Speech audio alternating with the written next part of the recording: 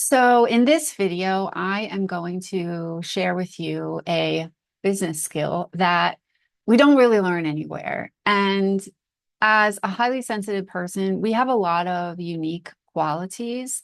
And sometimes we don't realize how useful and how much of an advantage they can give us in our entrepreneurial journey.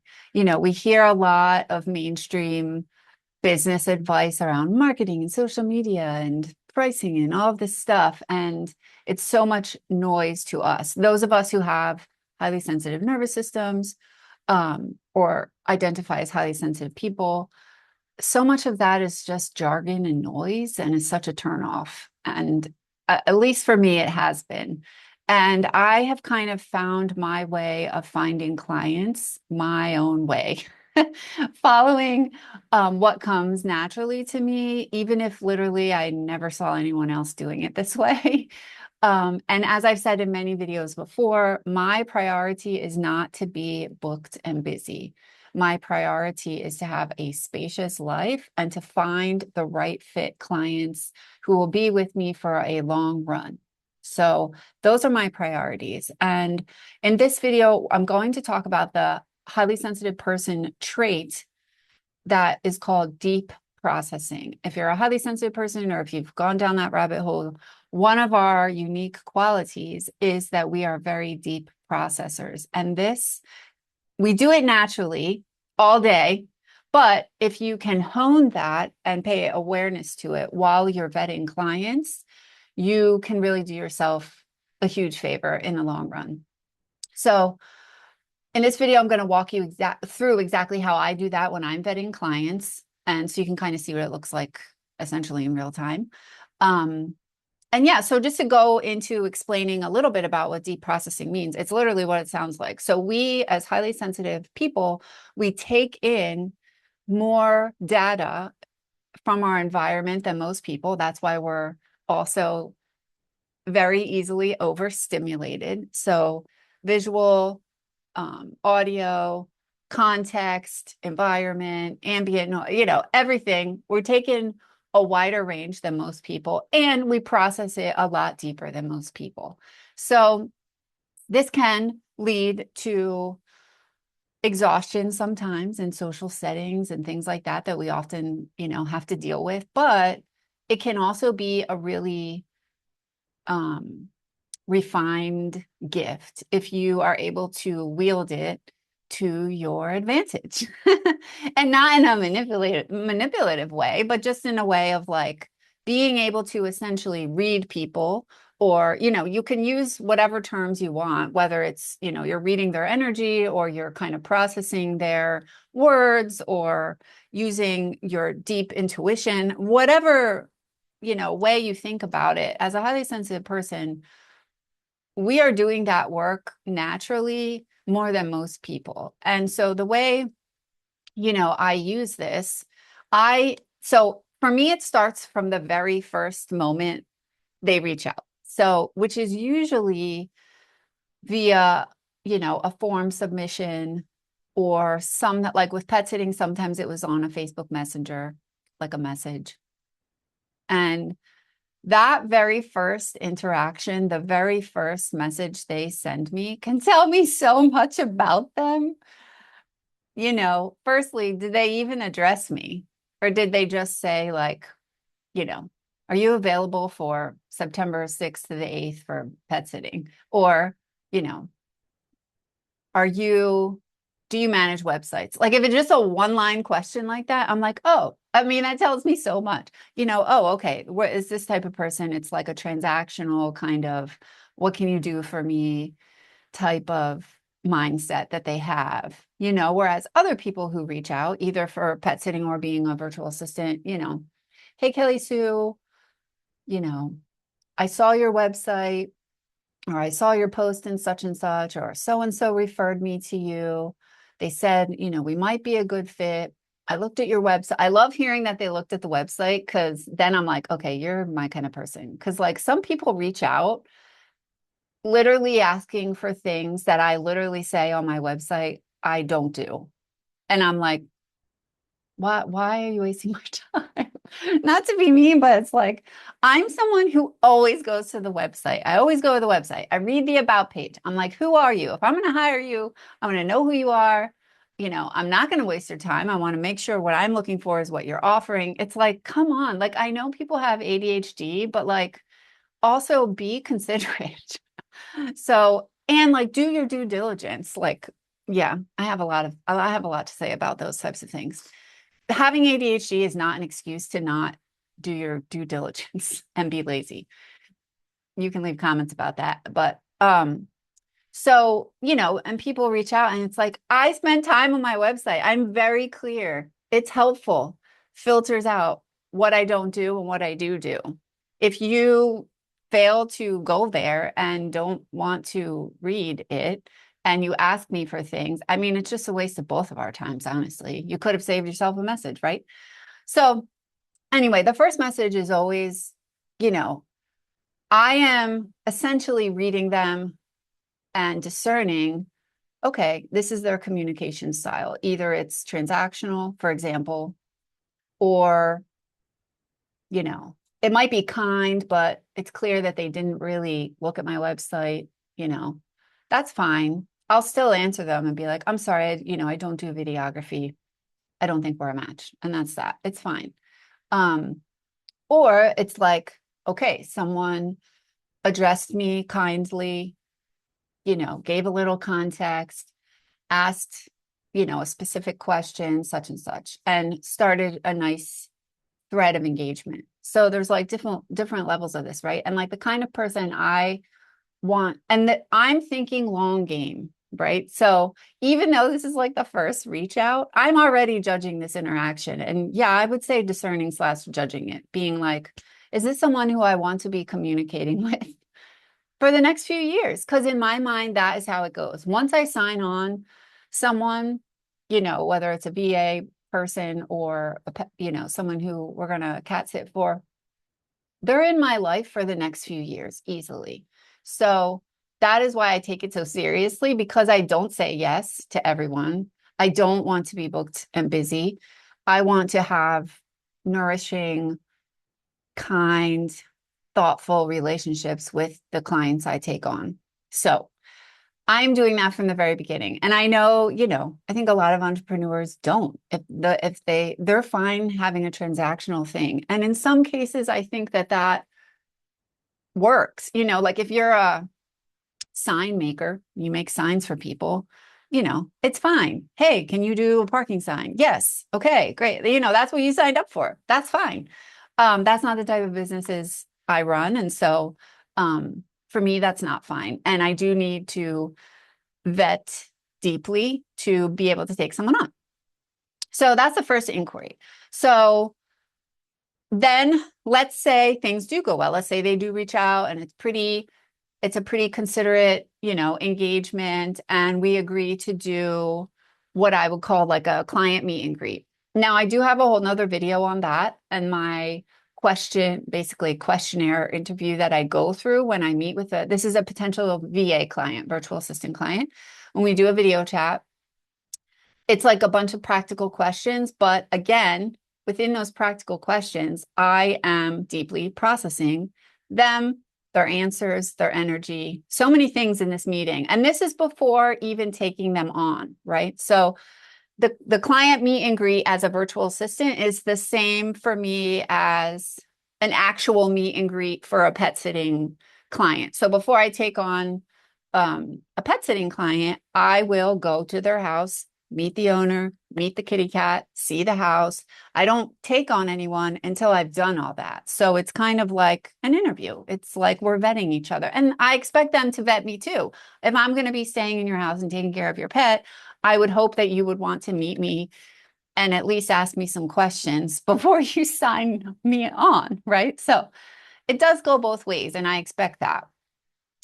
So I feel like the meet and greet in both situations, and probably for other, service-based industries, it's kind of a neutral meeting where you're kind of just like seeing if you're both a good fit and if what they are seeking of you are the services that you can offer. But also for me, and I would say, if anyone, for other HSPs who want to who really value their client relationships and don't just want to take on anyone who comes their way, the meet and greet is really your best moment to energetically vet this person. And you know, you can start receiving data, you know, are they on time? What's their online vibe like? Are they like looking at their other screen half the time and have distractions, or are they, they got their headphones on and they're like locked in with you and this is like the thing they're doing and they're very attentive to you, when you ask them questions. How they answer matters a lot. I am a communicator. I like to probably over communicate in some respects, and I appreciate that from other people. I don't respond well when people are short and direct. I'm just like, it's so perplexing to me. I need a little bit of emotions in the face, or it's hard for me to read someone who is just like, flat affect and very direct. I wouldn't work well with someone like that. And in fact, I have passed before I became a VA, and it was very challenging to do that. So, know the types of people you're looking for when you're having your meet and greets. Feel also just how are you feeling in your body when you're in the meeting with them?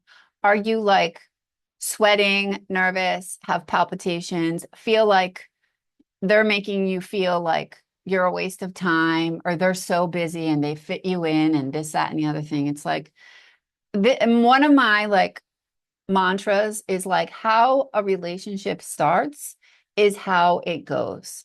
So this is why these initial moments to me really are either red or green flags. They're like green, go, yes, yes, or they're like red flag, red flag, red flag, right? So if your meeting is feeling very urgent, scattered, frantic, or just you're not really understanding each other or something like that, that's going to be how it goes. So if you don't want to be in that energy and dealing with that energy for the next few years, then you just say it's not a fit. And you're allowed to say it's not a fit, even if the services are a fit, even if they're asking for graphic design and that's what you do.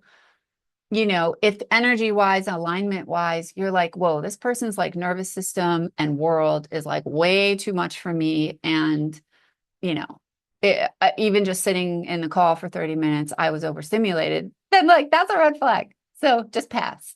Your body will thank you.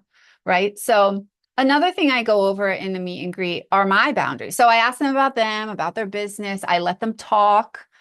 I hope that they talk a lot, because you can really gather. It's like, your brain's like a sponge. You just like gather all this information, not only the words they're saying, but, how they're saying them, their body language.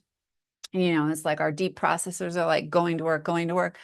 But then I also have a section of the meet and greet where I go over kind of my boundaries. So some of my boundaries are, as I take a little breather, like as a VA, I'm a VA who is not on call. It's just a hard no for me. I don't work well that way. So that's like one of my boundaries. And you can have your own boundaries as a VA. What method of communication you prefer, email, Slack, we all work differently, how we want requests to come to us. All those things. So I go over a little bit of how I work and my boundaries, essentially that I work on my own time. Sorry, I just hit the mic. I have a flexible schedule. It's not always the same because I'm a house sitter, among other things. And so they have to understand that I am not, their personal assistant who they can just like tap on one call and here I am ready to serve you. That's just not the type of VA I am. And that's usually not the type of VA they're looking for. So anyway, I go over my boundaries, and, usually you can see and hear how they respond to that. And if they seem pro boundary, if they seem like, business owners who probably have gone through their own experience of burnout or overextending, and they understand why, as an entrepreneur, we have certain boundaries that matter to us. And they probably do too. And you can inquire, what are your boundaries? Like a lot of the women I work with, you know, they're not working on the weekends. They put it away, they put it away and that's great. And they don't expect me to work on the weekends. Or some of them will say, the ADHDers will say, and no shade to them, honestly, 3 of the 4 of mine are, and they're wonderful women. I love them. We just function differently. Some of them will say, I might send you, 5 or 6 tasks or G chats or brain dumps on a Sunday night. I don't ever expect you to even look at them until you start work the next, week. So those types of things, like, that's cool. Like, thank you for letting me know. So now when you do brain dump on a Sunday night or a Saturday night at 8:30, I don't feel conflicted about that. I mean, I wouldn't, me personally, I just wouldn't even look. But it's like, I appreciate them saying that, making it clear, encouraging me to have my weekend, etc. Those are the types of values that I value. Even on my website, it says, I value, we would be a fit if your work is not your life, right? So there's so many business owners who their business is their life. It's like all consuming. I would not be a fit to work for that person because it's not my value. My work life is not the most interesting thing about me. And I believe that of also the women who I work for, and they would probably say the same. So someone who values, you know, leisure and rest and having a fairly healthy balance from work would be someone who would be aligned with me. So yeah. So in the meet and greet, you can really read a lot. You can hear about how maybe they've had past contractors, past VAs, or in another case, past pet sitters. You can hear their experience with them, what they liked, what they didn't like, what went wrong. Maybe they had certain expectations that weren't met. And so you're gathering, you're processing, right? And if maybe they have expectations that you also, maybe you can meet them, but you don't want to meet them, that's good to know. Okay, if this person's bar is up here and you're not willing to, that would just like overextend you to meet this bar, that is good data and you're probably not a fit again, right? So the meet and greet is really helpful. Ask all the questions, listen, and be reading. This is a different kind of meet and greet. This is not, hey, I need XYZ. Do you have those skill sets? Yes. Okay, let's move forward. This is not Fiverr and Upwork. If you want that kind of a, job, you can go there and find those people. And people do. Lots of people do. It doesn't work for someone like myself. And so if you're here, if you've listened this long, you're probably somewhat like myself, and it doesn't feel good to your nervous system to carry out your business that way. I just can't, not made for it. And then the next section would be, so after your meet and greet, the next stages. And then, yeah, we'll do the next stages and then I'll just kind of wrap it up this video. But after the meet and greet, I typically as a VA would send like a client agreement / proposal. So I'm watching to see how long does it take them to read that, sign it, get it back, then as we start working together, and I think I've said this in other videos, I usually, when I take on someone as a VA, I do a 2-month trial. I feel like 1 month isn't really long enough. So I do like a 2-month trial, but either way, they're sending me work. So I'm watching how they send me work. Is it clear? How they explain the projects. Do I have access to all the things I need? Well, we do have like a kickoff call. So we have a kickoff call where they give me access, passwords, different things. They orient me to platforms, et cetera, whatever's needed. But then after that, giving me the task or replying to my questions about tasks, how does that go? How does that feel to me? Are they kind? Are they saying thank you? I try to be as clear as possible, and I also try to communicate with them in their preferred method. So a lot of people are slackers for smaller things, right? I honestly, I'm an email girl. I'm so old school. If everything was on email, I'd be happy. But, some people like the G chat and the Slacks and things like that. And so I try to ask in a very clear and kind manner my questions, seeing how they respond back to me. Um, so with all these initial interactions, I'm like feeling, how do I feel, working with this person? It really is like dating. And I feel like I've said that in another video, but it's like, you're kind of going to be signing on to a long-term, hopefully a long-term relationship with this person, right? A contract or relationship with this person. So you don't, I don't want it to feel urgent. I also don't want it to feel like crickets, like, where are they? Why aren't they answering? Um, I don't want it to feel like every morning I wake up and there's 12 Slack messages with new things. Like that is also too overwhelming for me. So it has to be the right pace for me of workload, steady stream of stuff I can help them with at the right pacing without a lot of urgency.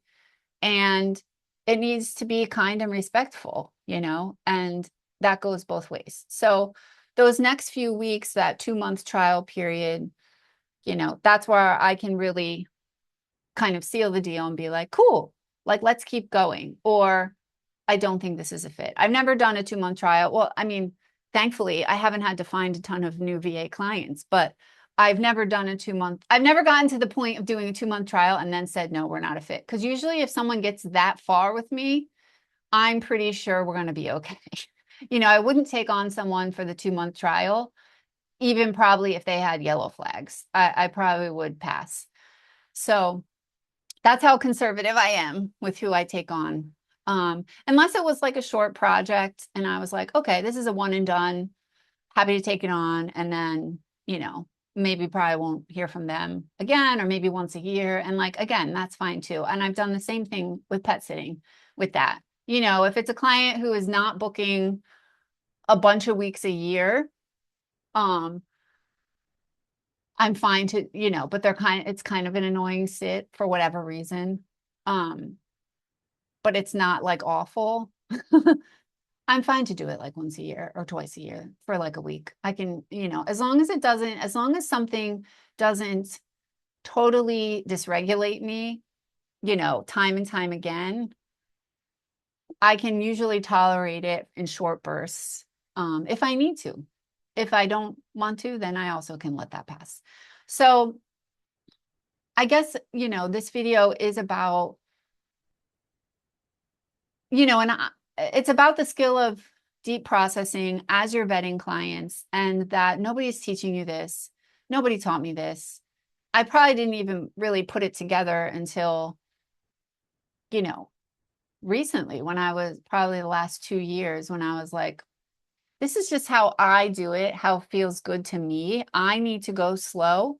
I need to kind of read through the lines of their first initial outreaches to me. I need to see how they're responding to me via text or email in the first few interactions. I also cannot sign on with them unless I meet them in person. I will not do that.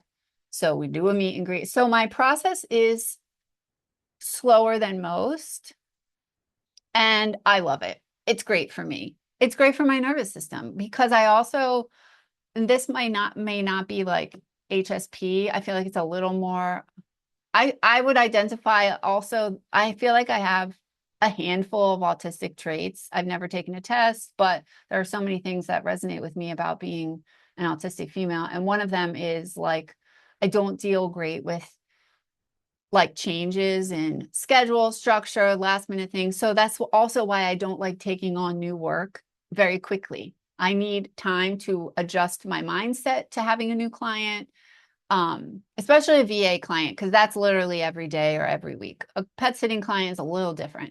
It's a little easier, but still, I still need to feel safe. I need to feel regulated. in doing so. And that takes me a little time to get there mentally, physically, of like, okay, we're taking on a new thing. It's a new change. And so that too is something I just know about myself. And I honor that in this type of a process. And you know what? None of my clients who have said yes and who are, have been with me all these years has cared. They don't care. The people who didn't work out were the people who needed a sitter next weekend, who wanted an ebook turned around, in a month and didn't even ask my name. You know what I mean? It's like the people who didn't work out clearly were not a fit for me, and I would not want to work, with or for them. They're just not my type of people. So all of this to say, like, honor the pace that you need to go to vet properly these people you're taking on, whether it's you're in your virtual assistant business, a pet sitting business, some kind of service-based business where you might be in a long contract with these people, doing work for them for a couple of years. Your future self will thank you for taking the time to vet properly from beginning to end, so that you do end up with like a nourishing, kind, respectful relationship. And what they're going to do is then they're going to refer you to people who they know. And that has happened to me too. Both pillars of my businesses, I've gotten referrals from current clients, so who are now clients. So yeah, so really going slow is so much better in my opinion, especially if you're a highly sensitive person or someone of that nature. Just go at your own pace, use the gifts that you have, and know that you're not the only one out there doing it this way. We are out here. We may not be like, shouting it from the rooftops and making viral videos and all these things, but we're out here doing business in a way that honors our nervous system, and we're feeling really good by doing it that way, and it's working for us. So yeah, I would say that. And if you want to watch, I do have a video on the client meet and greet, like the actual, and I think I have the interview questions posted in the description. So you can click that video and watch that next if you're interested in the nitty gritty of what I ask and do in the meet and greet video call. Okay, bye for now, friends.